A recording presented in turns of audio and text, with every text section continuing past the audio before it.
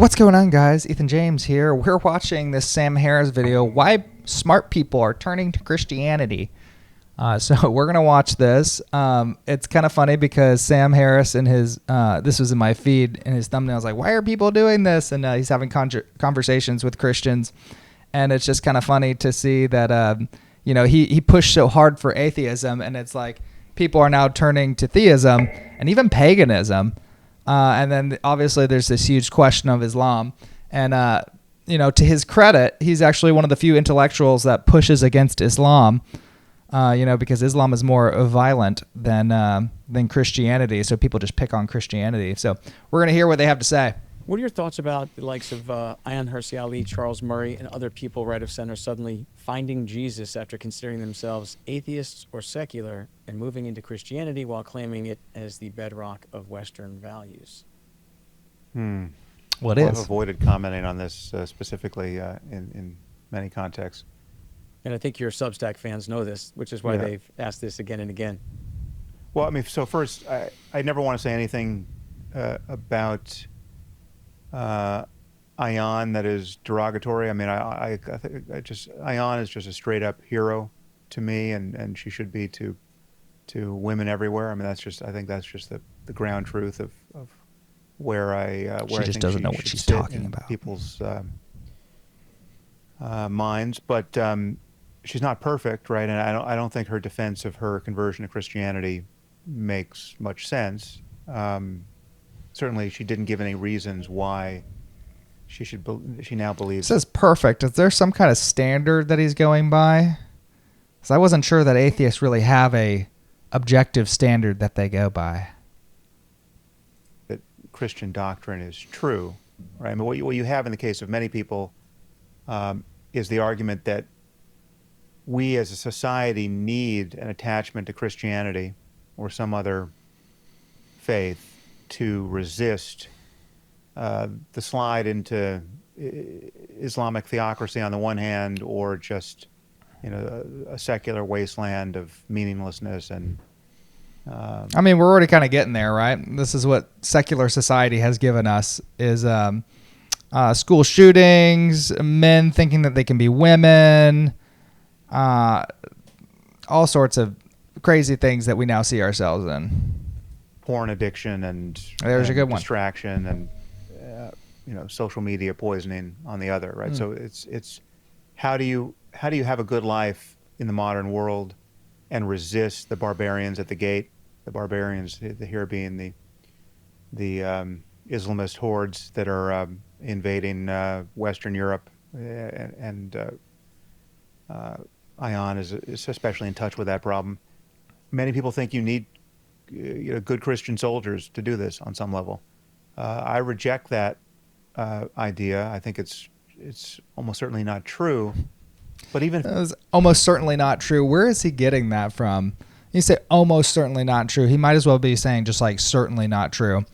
But like from an atheist worldview, he doesn't really have much of a leg to stand on. When you say talking about certainty, he can't really be certain of anything. Even the Big Bang is like, okay, so a massive blast of energy created a bunch of order and laws in the universe. It structured itself out of nothing, not anything. So I don't know where Sam Harris gets certainty or almost certain of anything, if it were true, it wouldn't give you any reason to believe that Jesus was born of a virgin or rose from the dead or will be coming back to judge the living and the dead, and etc. So it just Stranger things have happened, Horatio, that are not dreamt in your philosophy. just simply does not provide a reason to believe anything that Christians must believe in order to be Christians. Does atheism? So that's the problem that Ayaan and Douglas Murray and Well, Sam Harris does. He's got an app that will tell you how to think and meditate.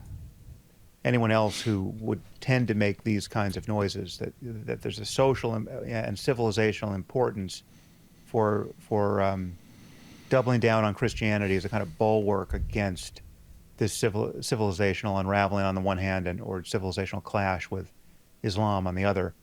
It just doesn't make any sense. It's illogical. It's not accurate. psychologically or spiritually or in any other way. Charles Murray, I haven't read Charles Murray's book, but I think he's just taken a different angle here. I think he's 80 years old or thereabouts, and coming to view his life, the broad sweep of his life, and I think he is. I've heard him talk about his book a little bit. I think he's just acknowledging that there's a if not a God-shaped hole, some kind of hole in the middle of his life as he perceives it, that could and should be filled by faith. And I think he's taken instruction from his wife, who's religious, and he notices he's always envied her that capacity. He's just listening to his wife. He doesn't believe it. Again, and I'm going to talk to Ross Douthat eventually here too. I'm sure we're going to cover this ground because he's written a book. He's so dismissive, and he's, at least he doesn't sound. I mean, sometimes he sounds pretty haughty, but he's like if you just look at him, I think the reason why his face is frozen like that is because he hates God. That's how he's built his. Obviously, he's like a neurosurgeon or something like that, but his public life is built around his celebrity atheism. On the necessity of belief, which I haven't read yet, but it's on the stack.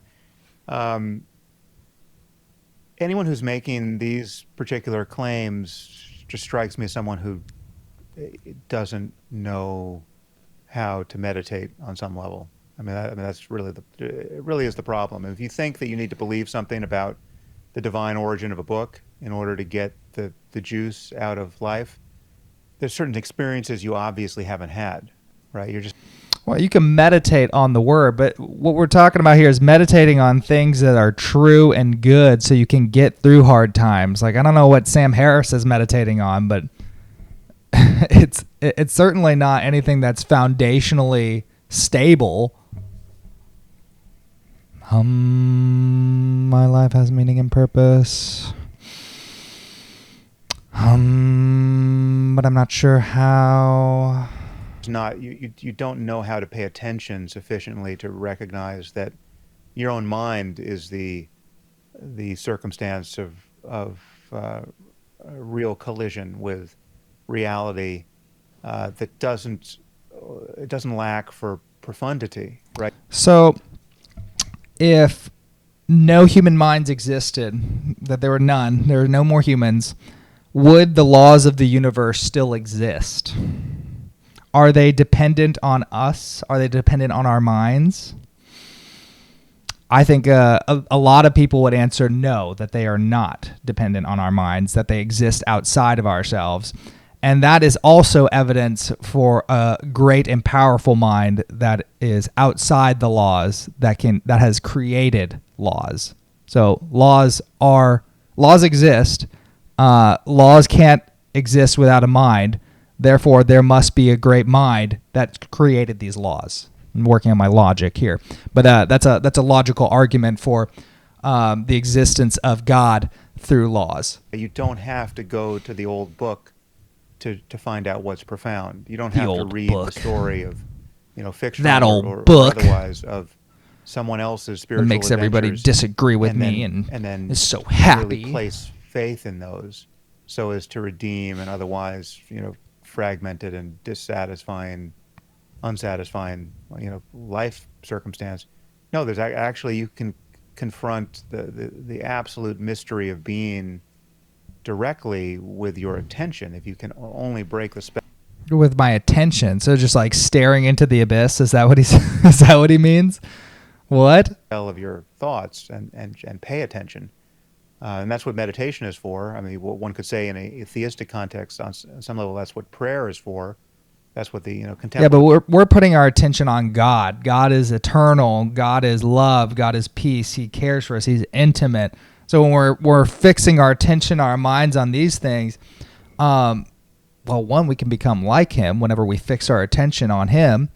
But what do you fix your attention on, Sam? It's yourself. Okay, that probably makes sense. It probably is his self. And I think if you stare long enough into yourself, a lot of people actually find that they don't like themselves very much. And I'm speaking from personal experience. I didn't like who I was. I was my own god, and I was a mean, cruel master to myself. And it caused spouts of depression. Of Christian life is for, or the Jewish one, or the Muslim one. There are disciplines of attention that any contemplative engages that take them out of the superficiality of the rest of their lives.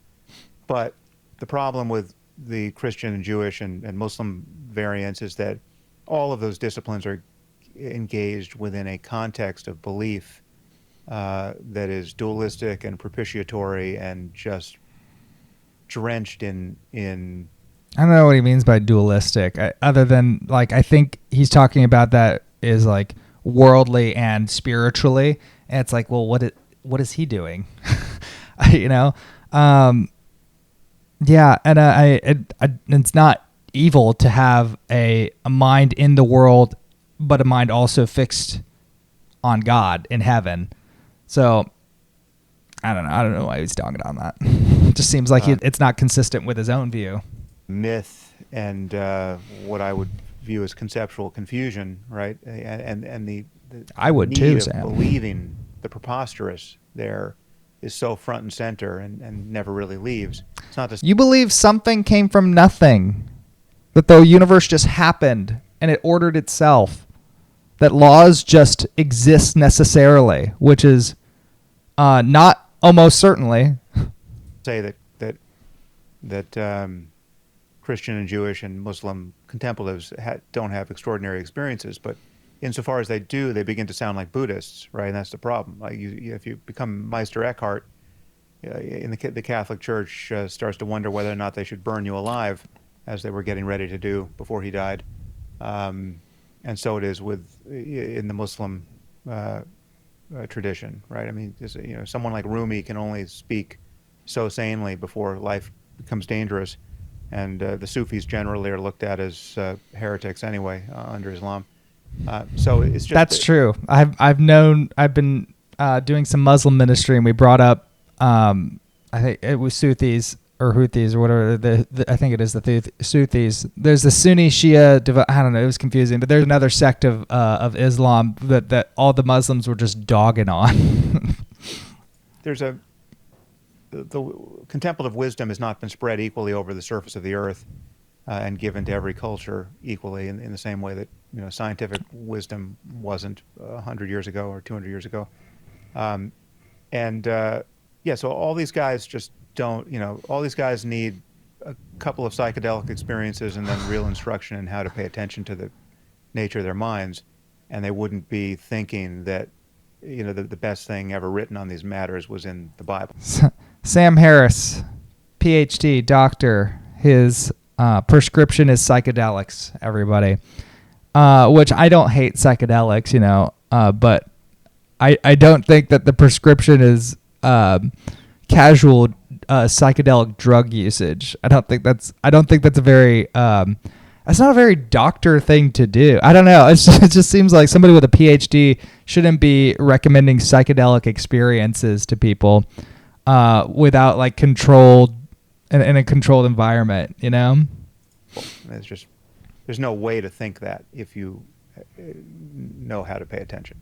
So you don't think we'll ever outgrow religion? So if AI delivers utopia, No, I think we will. I mean, I think I certainly think it has eroded and will continue to erode. There are hundreds of questions upon which religion used to be an authority, but that authority has now been ceded to science or a secular understanding of what's real. I would say there are no questions that used to be in the province of science and secular rationality that have been ceded back to religion as the authority. Right. So it's just to take, an obvious example, it's the notion of demonic possession to account for epilepsy, right? It's we didn't understand neurology at all. We see someone flopping around on the ground. We assume that's demonic possession because that's, we're in a pre-scientific religiously bamboozled context. And So, candidly, I watched this video one time before, and I didn't like the recording, so I started it. But I was looking at what epilepsy is, and Christian scientists, what they would have said is that we come from a reasonable God, therefore we can understand the world through reason. Not totally crazy. The fact that we didn't have understanding for some of these things, and even so, what I found in epilepsy is, some of it's caused from like brain trauma, but also a lot of it can be caused from infection and through, like, it actually says it doesn't even know. They just think it could be genetics. So it's like these things happen, but there's not a sufficient cause to why they happen all the time. So, just because we don't understand something completely doesn't mean that we can that the label itself answers the question that yes, epilepsy, that is the cause. Answer. Well, it's like we actually don't have a sufficient cause for epilepsy all the time. Like sometimes we say, brain damage, trauma, but it can be from infections in the brain. What is an infection? Where does it come from? A lot of times I think it's this worldly death spirit that comes in and can corrupt people. Not to say that all diseases are demons, but they are the result of a fallen world. That's how we describe it. But once you get a science of neurology, then you now understand what's happening here. No, you actually don't understand. You're just observing what's happening. There are some stragglers. There's some people still left thinking, well, maybe that is demonic possession, even though we now call it epilepsy. But no, actually, we know enough about epilepsy now that's never getting seeded back to religion, right? I mean, there's going to be... I think there's plenty of Christian scientists that actually probably still hold his view, and it wouldn't necessarily... You don't have to come from a secular worldview to have answers for... medical diagnoses. 1,000 more things like that, where it's just a unidirectional conquest of real estate that where a scientific or secular understanding of what's going on is going to claim the territory and never give it back. Well, I think atheists are losing ground every day, and what's being replaced is paganism. But I'm not too worried about paganism because once they see that their gods are no match for Yahweh, that the God of the Bible is a good and loving and awesome God, then I think a lot of people will swap from paganism, and then a lot of people will see how disgusting those gods are and what they require and what they ask for and what they give in return. So not really worried about it. But that's pretty much it for today. So thank you very much if you watch this. May you bless the Lord, and may he bless you and keep you.